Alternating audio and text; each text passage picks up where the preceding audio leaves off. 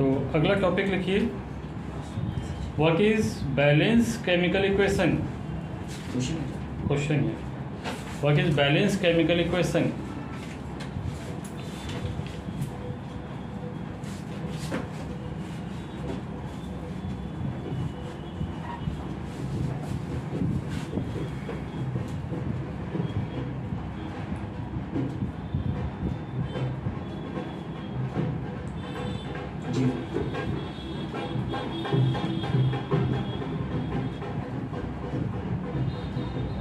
अब ध्यान से समझिएगा, बैलेंस केमिकल इक्वेशन की डेफिनेशन जो आपकी बुक में लिखी हुई है, इजी भाषा में समझा के थे। There are two sides in a chemical reaction, the left side is called reacting and the right side is called product. The atoms in both the side are equal is called balance chemical equation. Clear हो गया? Lucky clear हो गया। For example,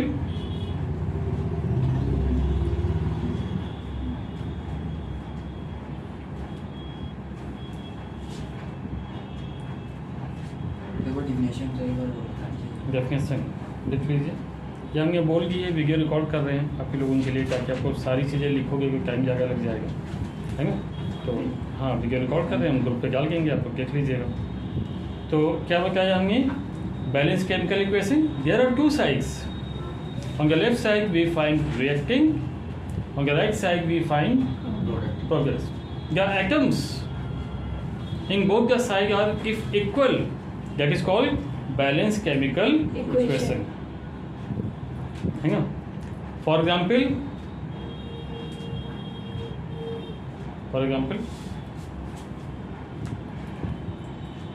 अब balance chemical equation के लिए एक balance आपको एक एग्जाम्पल बोलना पड़ेगा।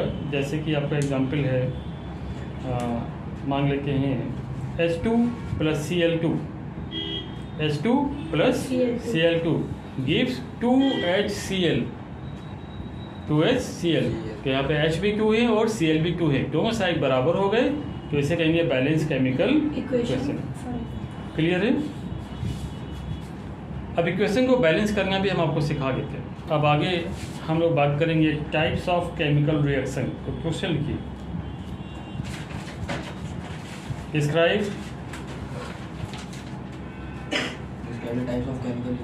Types of chemical reaction. Describe types of chemical reaction.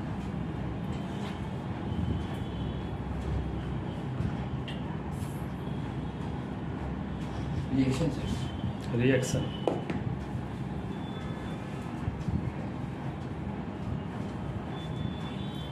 Chemical reaction के बारे में हम आपको बता चुके हैं। क्या होता है chemical reaction? A new compound having different properties are form in a chemical reaction. किसी भी केमिकल रिएक्शन में नई प्रॉपर्टी वाला एक प्रोडक्ट फॉर्म हो जाता है ना।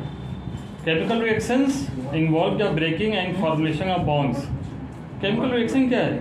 उसके में ब्रेकिंग होता है, बॉन्ड्स का फॉर्मुलेशन होता है, उसमें रिलेशन जो होता है वो क्रिएट किया जाता है।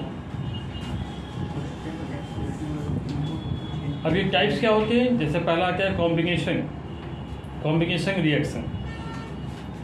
When two or more substance combine to make a single substance are called combination reaction. ध्यान से सुनिएगा, पहला हमने बताया कॉम्बिनेशन रिएक्शन।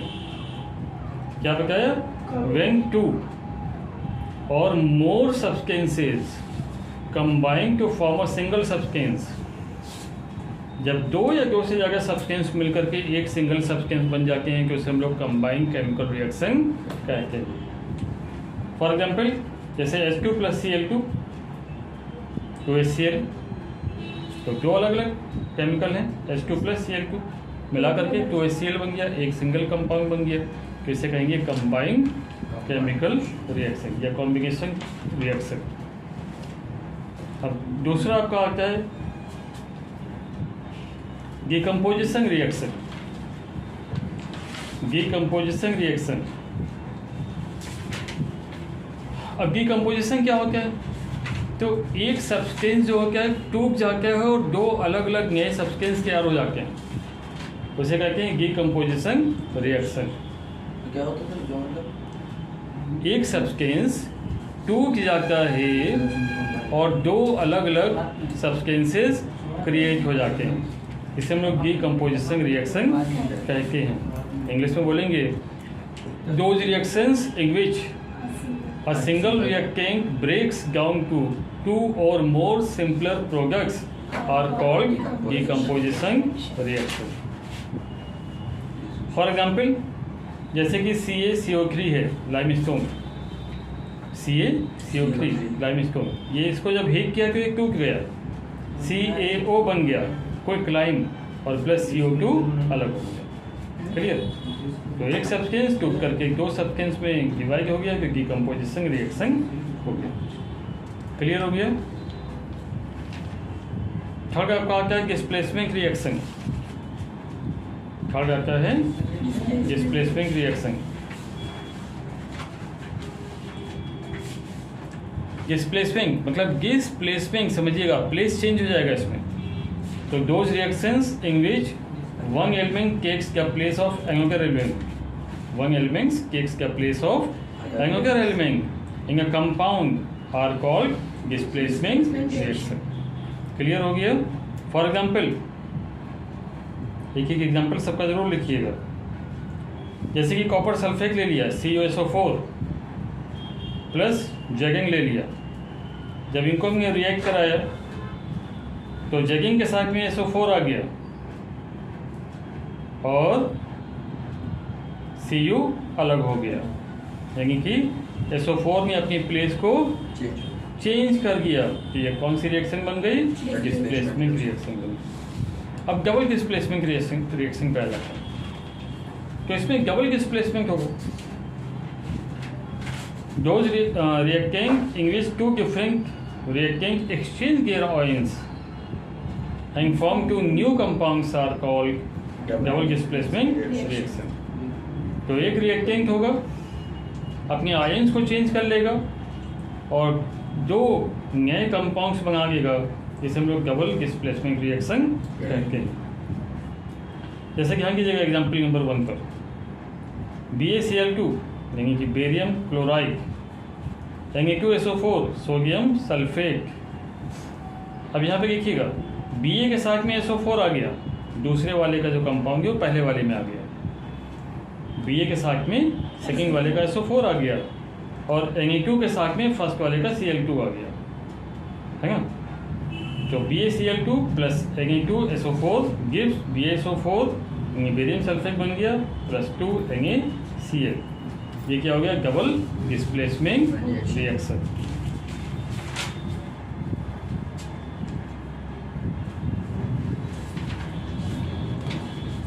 अगला क्वेश्चन लिखिए, write a short note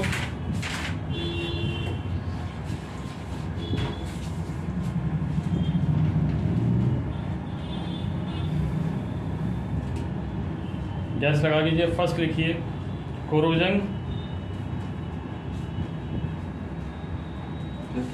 corrosion CORROSION,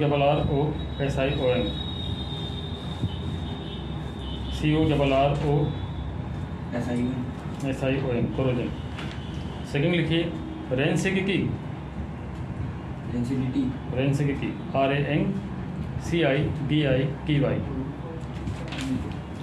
अब कोरोजन क्या होता है?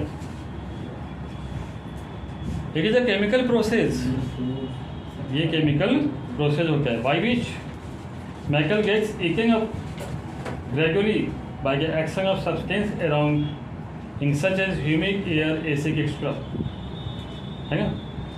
तो कोरोजन एक ऐसा केमिकल प्रोसेस है जिसमें जो मेटल्स होते हैं वो धीरे धीरे नष्ट हो जाते हैं, क्योंकि आसपास हवा में ह्यूमिड होता है, यानी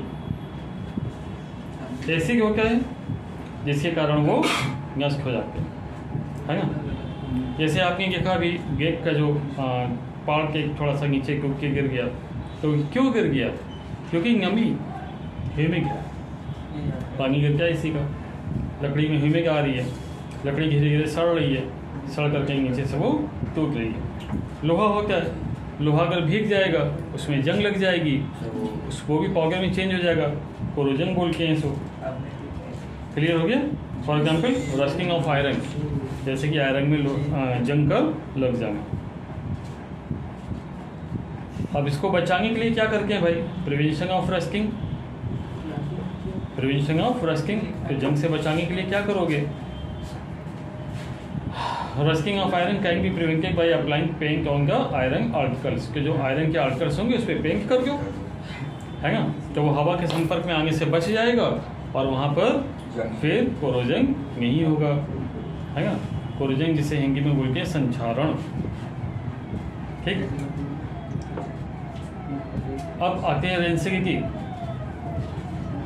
रेंसिडिटी जिसे इंग्लिश में बोलते हैं विकृत गंधिता। विकृत गंधिता, अब ये क्या होता है समझो। पहले आपको सिंपल भाषा में समझा देते हैं। गर्मियों के मौसम में आपने देखा होगा, खाना जो आप रखते हो जैसे दाल सब्जी महक जाती है, उसकी स्मेल चेंज हो जाती है, उसी को बोलते हैं रेंसिडिटी। तो oxidation also has damage effect on the food. तो ऑक्सीडेशन होता है जिससे कि हमारा फूड डैमेज हो जाता है। The aerial oxidation of fats and oil to produce having unpleasing taste. तो जब ऑक्सीडेशन होता है किसी भी फैट में या किसी भी ऑयल में, तो उससे क्या होता है? टेस्ट चेंज हो जाता है, अनप्लीजिंग टेस्ट हो गया। एंड स्मेल भी चेंज हो जाती है उसकी। And making the food unfit for eating, और जो फूड होता है वो ईटिंग के लिए अनफिट हो जाता है, उसी को हम लोग बोलते हैं रेंसिडिटी। क्लियर हो गया? अब प्रिवेंशन भाई कैसे बचाव करोगे इससे? तो पहला क्या है? By adding antioxidant. तो इसमें आप एंटीऑक्सीडेंट को जोड़ दीजिए, क्योंकि एंटीऑक्सीडेंट क्या होगा भाई? उसको फैट और ऑयली प्रोडक्ट्स जो होगा उसको बचाएगा, उसमें रेंसिडिटी नहीं होगा, ठीक है ना, और खाने के लायक वो बना रहेगा। By packing the food in nitrogen gas, जो खाने का आइटम है उसको पैक कर दीजिए और पैकेट में नाइट्रोजन गैस भर दीजिए। तो नाइट्रोजन गैस क्या करेगा? उसे ऑक्सीडेशन होने से फूड को बचाएगा। तो जो आप ये खाते रहते हो ना पैकेट 5 रुपये का सुबह वाले अंकल चिप्स वगैरह, नमकीन चटपटे टेढ़े मेढ़े, है ना, उसमें नाइट्रोजन गैस भरी रहती है, तो खराब नहीं होता है। ठीक, नाइट्रोजन गैस कौन सी होती है? नाइट्रोजन गैस कौन सी होती है? फ्रिज खोलिए कभी, ठंडी ठंडी हवा लगती है, नाइट्रोजन गैस है ना। By keeping a food in refrigerator, या तो भैया फूड को उठा के रेफ्रिजरेटर में रख दो। तो रेफ्रिजरेटर में क्या होता है? ऑक्सीडेशन का जो प्रोसेस हो जाता है वो स्लो हो जाता है, क्योंकि वहाँ पे टेम्परेचर बहुत ही कम होता है और फूड ज़्यादा समय तक खाने के लिए बना रखता है। By storing the food in air tight container, air tight container में रख लो। तो एयर टाइट कंटेनर में रखोगे तो क्या होगा? By storing the food in air tight container and keeping them away from the light, the rate of rancidity and oxidation of food decrease. तो rancidity की जो स्पीड होगी वो डिक्रीज हो जाएगी, नहीं फूड देर में खराब होगा। क्लियर? तो ये हो गया चैप्टर 1 का आपका रिवीजन, और इम्पॉर्टेंट क्वेश्चन भी हमने बोल दिए। रेंसिडिटी बताया हमने, कोरोजन बताया हमने, टाइप्स ऑफ केमिकल इक्वेशन बताया हमने। टाइप ऑफ केमिकल इक्वेशन में 4 मेन केमिकल इक्वेशन हमने आपको बता दिए। ये लॉन्ग में आ सकता है। बैलेंस करने केमिकल इक्वेशन को बता दिए, है ना, और चेंजेस बता दिए, फिजिकल चेंज और केमिकल चेंज बता दिए। ये इस फर्स्ट चैप्टर के इंपॉर्टेंट टॉपिक्स हो गए। अब सेकंड चैप्टर को हम लोग रिवाइज करेंगे, और सेकंड चैप्टर है acid basis and salt. Acid basis and salt. तो सबसे पहले तो समझ लीजिए एसिड क्या होता है। What is acid? लिख लीजिए, एसिड और बेस रिएक्ट करते हैं। क्वेश्चन लिख लीजिए, व्हाट इज एसिड?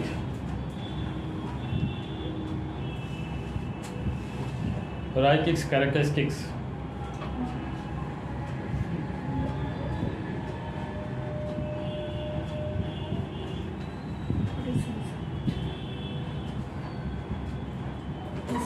तो समझिएगा कि on the basis of chemical behaviour, जिस तरह से केमिकल बिहेवियर करते हैं उनके आधार पर we can divide the substances into 3 parts. Substance को 3 पार्ट्स में डिवाइड कर सकते हैं, एसिड, बेसेस एंड सॉल्ट। तो एसिड क्या होता है? एसिड्स आर सोर इन टेस्ट, इसका टेस्ट खट्टा होता है। एसिड आर सोर इन टेस्ट, इसका टेस्ट खट्टा होता है। It is insoluble in water, ये पानी में घुलनशील होता है। कंडक्ट इलेक्ट्रिसिटी, इसमें से करंट पास होता है, ठीक है ना। Change the colour,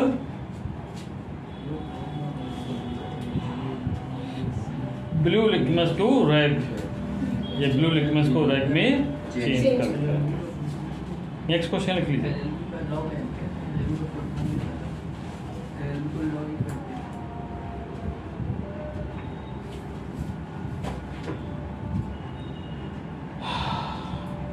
right characteristics of basis.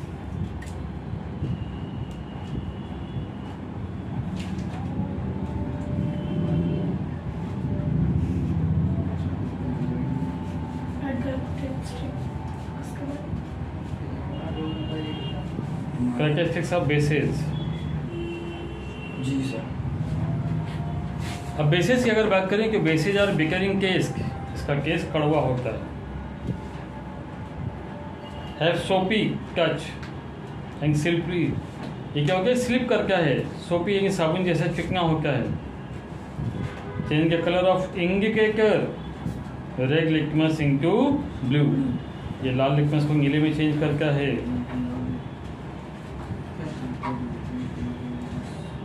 Acid blue replace to red. बिल्कुल सही। Next question, what is indicator?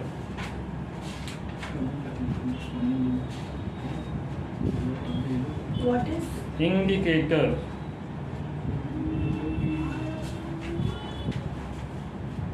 Indicator किसे कहते हैं? यस तो an indicator is a guide which gives different colour in an acid or bases. Indicator एक प्रकार का guide होता है जो कि एसिड और बेसिस में अलग अलग कलर को प्रदान करता है।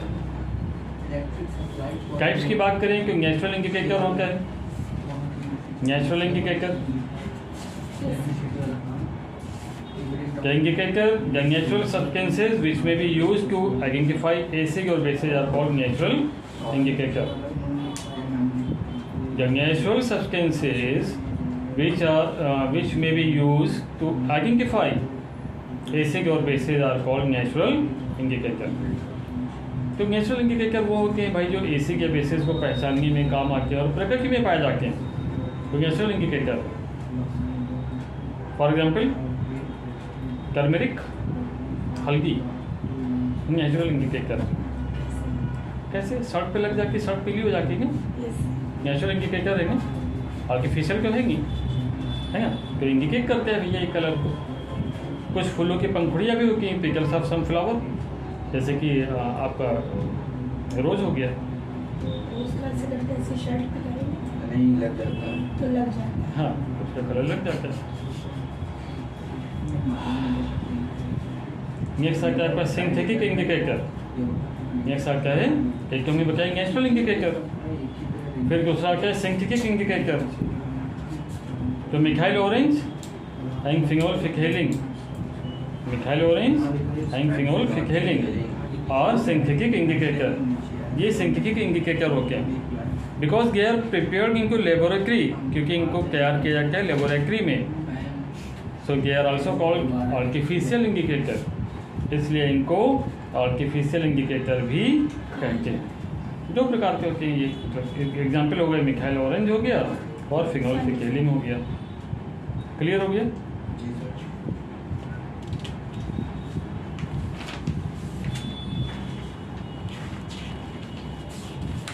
नेक्स्ट टॉपिक आपका है what is pH scale. What is pH scale, sir scale चाहिए। What is pH scale?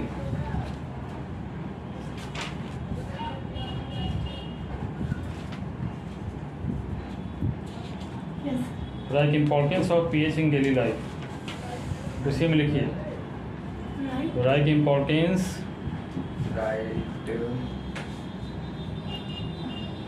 Importance of pH pH in daily life.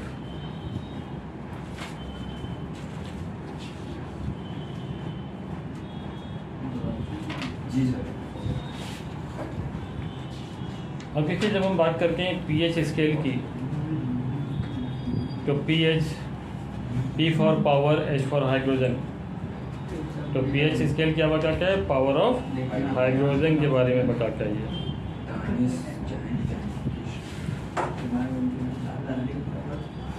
अब पीएच स्केल को अगर आप बनाओगे, आपकी बुक में बना होगा, आपको सामने दिख रहा होगा, जी सर।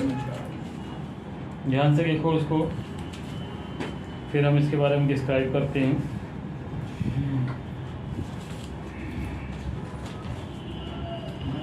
तो आपकी पीएच स्केल को ध्यान से देख लिया होगा। अगर आप इसको ध्यान से देखोगे कि 0 1 2 3 4 5 6 7 पे एक लाइन खींची है और ऊपर लिखा है न्यूट्रल। फिर उसके बाद 8 9 10 11 12 13 14 तक दे रखा है ये। तो ये 7 पर न्यूट्रल होता है। न्यूट्रल का मतलब है यहाँ एसिड है, यहाँ बेस है यहाँ पर। तो ये क्या बन जाता है? पानी बन जाता है, वाटर। पीएच स्केल जब 7 पे होगा तो क्या हो जाएगा? ड्रिंकिंग वाटर बन जाएगा, न्यूट्रल हो जाएगा। और जितना 7 से कम होता जाएगा वो एसिड हो जाएगा, और जितना 7 से ज़्यादा होता जाएगा वो बेस से होता चला जाएगा। अब importance of pH in daily life. तो पीएच का डेली लाइफ में इम्पोर्टेंट बताइए। तो पहला जो इम्पोर्टेंट आता है, plants and animals are pH sensitive. जितने भी प्लांट्स और एनिमल्स होते हैं वो सब क्या होते हैं? पीएच सेंसिटिव होते हैं। यानी कि इनकी जो रेंज होती है ना 7 to 7.8 होती है। 7 to 7.8 होती है। अगर रेंज के बाहर चला जाएगा तो जो प्लांट्स होंगे, एनिमल्स होंगे, उनकी बॉडी जो है डिस्टर्ब हो जाएगी। 7 से कम हो गया, ऐसे कि हो गया, सूख जाएगा भैया, ठीक है ना। तो हमारी बॉडी में भी क्या होता है, कभी कभी कुछ ऐसा खा लेते हैं, है ना, सड़ा गड़ा कूड़ा कबाड़ा खा लेते हैं, तो उससे क्या होता है? एसिडिटी हो जाती है ना। एसिडिक चीज़ें खा लेते हैं तो एसिडिटी हो जाती है। फिर आप क्या करते हैं? इनो लेते हो। इनो में क्या होता है? ठंडा ठंडा होता है, बेसिड होता है। टूथपेस्ट आप करते हो, टूथपेस्ट में क्या होता है? बेसिड होता है, ठंडा ठंडा लगता है, ठीक है। और एसिड जो होता है वो खट्टा होता है स्वाद में। तो एसिड आपके अंदर एसिडिटी को क्रिएट करेगा। अच्छा, अब रेन वाटर क्वेश्चन कभी कभी आता है एग्जाम्स में। What is acid rain? Question लिख लीजिए। What is acid rain? तेजाबी बारिश किसे कहते हैं? आप लोगों का करेक्शन हो जाए तो आप लोग मेरे सब्जेक्ट निकाल लीजिए। What is acid rain? तेजाबी बारिश किसे कहते हैं? तेजाबी बारिश। कहीं कहीं आपने सुना होगा कि जो है तेजाबी बारिश हुई है ना। न्यूज़ पर भी एक बार टीवी पे बताया गया कि जो है फॉरेन में कोई कंट्री की, वहाँ पे जो पानी बरसा वो लोगों की स्किन पे जब पड़ा तो लोगों की स्किन जल गई। ऐसा क्यों हुआ? तो when the pH value of water decrease और लेस देन 7, जब 7 से कम हो जाता है, near about 5.6, it becomes acidic, and such type of rain is called acid rain. Clear हो गया होगा? Yes. एक बार और बताइए। When the pH of water becomes less than 7,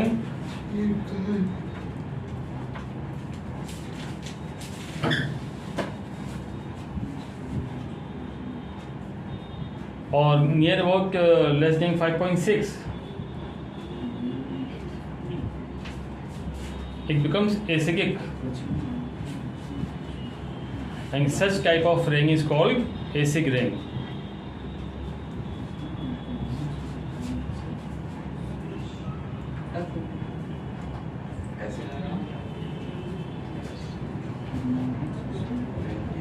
ठीक है। रिकिंग वर्क कम करो, चूँकि रिकिंग वर्क करोगे तो टाइम बहुत तेज़ी से भाग रहा है, फिर आपका जगह इसको कवर नहीं हो पाएगा। इसीलिए वीडियो रिकॉर्ड कर रहे हैं कि आप रिकिंग वर्क ना करना पड़े आपको, और आप इसे घर पे देख सके, वहाँ पे रिकिंग कर सकें, है ना। तो यहाँ पे जगह कवर हो जाएगा चूँकि कल आपका एग्ज़ाम से, ठीक।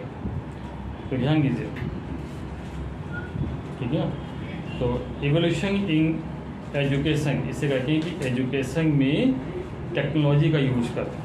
तो आजकल मोबाइल का यूज़ सभी करते हैं, बुरे काम में तो सभी करते हैं, हम लोग क्या करते हैं, अच्छे काम में करते हैं, पढ़ाई के लिए इसका यूज़ करते हैं। चलिए अगला पॉइंट क्या है, pH of your soil and plant growth. अब देखो, अगर जो मिट्टी है, सॉइल मतलब क्या है, मिट्टी, उसका पीएच अगर 7 से कम हो जाएगा तो वो एसिडिक हो जाएगा, 7 से ज़्यादा हो जाएगा तो वो बेसिक हो जाएगा, और इससे क्या होगा, प्लांट्स की ग्रोथ वो रुक जाएगी। तो चाहे वो 7 कम हो या फिर 7 ज़्यादा, ठीक है, दोनों ही नुकसान करेगा, ठीक है ना। तो लेवल पे चाहिए, बस न्यूट्रल सही रहे। हाँ, तो न्यूट्रल सही रहता है। इसके लिए हम लोग क्या करते हैं, मैन्यूर यानी जो कंपोस्ट मैन्यूर वगैरह होती है, खाद वगैरह होती है, वो हम लोग डालते हैं, ठीक है ना, मिट्टी में ऐड करते हैं, जिससे कि उसका पीएच कंट्रोल में रहे। पीएच इन अवर डाइजेस्टिव सिस्टम, जो हमारा डाइजेस्टिव सिस्टम है, पाचन तंत्र, है ना। तो अगर पाचन तंत्र में हमारा जो फूड होता है वो डाइजेस्ट होता है, क्योंकि गैस्ट्रिक जूस निकलता है, ठीक है ना। हमारे स्टोमक में क्या होता है, हाइड्रोक्लोरिक एसिड होता है हमारे पेट में। कौन सा एसिड होता है, हाइड्रोक्लोरिक एसिड, ठीक है ना, जिससे गैस्ट्रिक जूस निकलता है, गैस्ट्रिक जूस निकलता है। ये क्या करते हैं, जो फूड होता है हमारा भोजन, उसको डाइजेस्ट करने में हेल्प करता है, ठीक है ना। जो आप खाते हो उसको गला के क्या पूरा, तो डाइजेस्ट करने में हेल्प करता है। लेकिन अगर हमारा स्टमक ज़्यादा एसिड को क्रिएट करेगा तो फिर आपको प्रॉब्लम हो जाएगी हाइपर एसिडिटी की, हाइपर एसिडिटी की। फिर आपको एडवाइस किया जाएगा एंकेसिक। तो एंकेसिक क्या होगा, वो बेसिस होगा, है ना, जो कि एसिड को शांत कर देगा, ठीक। बेसिक भाई इनो वगैरह, ठीक है, बेसिस हो जाएगा वो। PH change as a cause of tooth decay, दांत, कुछ लोगों के दांत सड़ जाते हैं, गल जाते हैं, कीड़े लग जाते हैं। क्यों? क्योंकि आप खाना खाते हो रात में, और रात में खाना खाने के बाद आप ब्रश नहीं करते हो, है ना। ब्रश नहीं करने से क्या होता है, जो खाने के कण होते हैं वो हमारे दांतों में फंसे रह जाते हैं, है ना। वो रात में सड़ जाते हैं, सड़ जाएंगे कि वो कोई भी चीज़ सड़ेगी तो एसिड बन जाएगी भाई। और एसिड क्या करेगा, हमारे दांत जो होते हैं वो इंगेमल के बने होते हैं, हमारे दांतों की जो परत होती है वो इंगेमल की होती है, उसे इंगेमल कहते हैं। एनिमल नहीं, इंगेमल, ये होगा, है ना। हाँ, ये जो परत होती है इसे इंगेमल कहते हैं। अब इसमें क्या होगा, एसिड अगर लगेगा तो वो गलने लगेगा, और उसमें क्या होगा, बैक्टीरिया पड़ जाएंगे, जिसे दांतों के कीटाणु बोलते हैं, ठीक है ना। बैक्टीरिया क्या करेंगे, जो सड़ा हुआ खाना है उसको खा जाएंगे, और खा जाएंगे तो फिर वो क्या करेंगे, एक्सक्रेशन करेंगे। एक्सक्रेशन पढ़ाए थे ना, उत्सर्जन, एक्सक्रेशन। आप खाना खाते हो तो फिर जो पॉइजनस पदार्थ होता है वो बाहर निकालते नहीं, निकाल के सुबह एक्सक्रेशन बोलते नहीं, बोलते हैं, खाना हो या पानी हो, है ना। साइंस में तो इसको भाई सारी चीज़ें पढ़ाई जाती हैं। तो अब वैसी जो दांतों के कीटाणु होंगे सड़वा खाना खा लेंगे, फिर एक्सक्रेशन करेंगे। एक्सक्रेशन में वो क्या निकालेंगे, एसिड, वो दांतों के एनिमल को गला देगा और कीड़े अंदर घुस के चले जाएंगे, दाढ़ में घुस जाएंगे, कुछ लोगों के दिमाग में चले जाते हैं, दिमाग को खा जाते हैं, ठीक है ना। तो ये बहुत ही डेंजरस होते हैं। अब इसको बचने के लिए हम लोग क्या करते हैं, ब्रश करते हैं। टूथब्रश, देखो टूथब्रश में क्या होता है, ठंडा ठंडा लगता है, कोई भी हो, चाहे कोलगेट हो, चाहे कोई भी आप ले लो तुझे, वो ठंडा ठंडा लगता है। क्यों? उसमें बेसिस होता है ना। बेसिस क्या करता है, एसिड को डिस्ट्रॉय कर देता है। क्लियर हो गया। Self defence. चलिए सेल्फ डिफेंस पर आते हैं। बहुत सारे एनिमल्स ऐसे होते हैं, बस बहुत सारे जैसे आंख ले लो, चींटी, है ना, या बीज ले लो, हनी बी, मधुमक्खी, इनके क्या होता है, डंक होता है, और इनके गंक में क्या हो गया, एसिड हो गया है। चीकी काट लेती है ना तो जलन होती है, छोटा सा गंगा पड़ता है। मधुमक्खी काट लेती है तो क्या होता है, हंगमांग बन जाता है, मुंह फूल जाता है ना, सूजन आ जाएगी, जहाँ पर भी काटेगी वहाँ पे सूजन आ जाएगी। क्यों? क्योंकि उसने गंक मारा तो उसमें एसिड था और एसिड डाल गया, इसकी वजह से बहुत जलन होती है आपको। एसिड रहता है वो चला जाता है, चला जाता है गंक के रूप में, तो फिर क्या होगी, बहुत जलन होगी आपको। मच्छर का एसिड ठीक है ना, मच्छर में उतना ज़्यादा नहीं होता है, लेकिन जो हमने बताया बहुत होता है सर, दाग बनाए दे रहे हैं सर सबसे ज्यादा होता है सांप में। सांप में बहुत जगह होता है, बिच्छू में बहुत जगह होता है, ये सब जहरीले ठीक है ना, ये सब जहरीले बहुत जगह होती है। ये क्या करते हैं, खून में मिक्स हो जाएगा, खून में मिक्स हो जाएगा ब्लू कर देगा और ब्लड प्रेशर इतना हाई जंप करेगा एकदम से कि दिमाग की नस फट जाएगी, मुंह से झाग आ जाएगा और इंसान की डेथ हो जाती है। ठीक है ना? वो रेड लिटमस को ब्लू कर देता है। हाँ बिल्कुल सही बात है, रेड लिटमस को ब्लू करके क्या, बिल्कुल सही आपने जो है ध्यान से सुना है टॉपिक, ठीक है ना। तो अब क्या करना चाहिए, तो अगर आपको कोई डंक मारते, कोई स्टिंग मारते हैं तो क्या करते हैं, आलू पीस के लगा देते हैं, आलू पीस के लगा देते हैं, कुछ होता है सर एसिड कुछ है ना, वो ठंडा होता है, उसमें बेसिज होता है, टूथपेस्ट लोग लगा देते हैं, मंजन निकाला लगा दिया, हाँ समझ चल जाती है। बेसिज होता है, तो वो क्या करते हैं, एसिड को शांत कर देते हैं।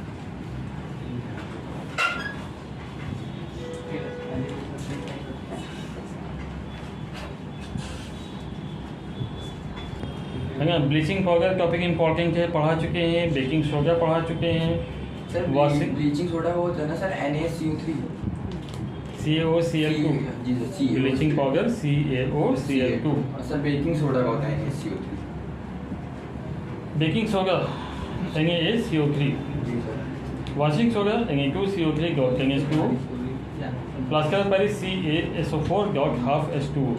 सभी पढ़ाई के टॉपिक यस और ये चारों ही आपके इम्पोर्टेंट टॉपिक्स हैं। तो ये चैप्टर 2 का आपका रिवीजन पूरा हो जाता है यहाँ पे। यस